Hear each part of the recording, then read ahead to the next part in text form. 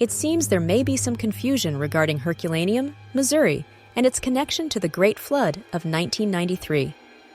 While the Great Flood of 1993 was one of the most devastating floods in U.S. history, affecting multiple states along the Mississippi and Missouri rivers, Herculaneum itself was not one of the most widely impacted locations.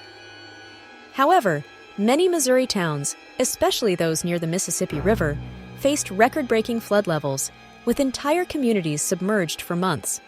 The flood caused $15 billion in damages, destroyed 50,000 homes, and left thousands homeless. Some towns were even permanently abandoned due to the destruction. Please like, comment, subscribe, and share it with your family and friends for more such information.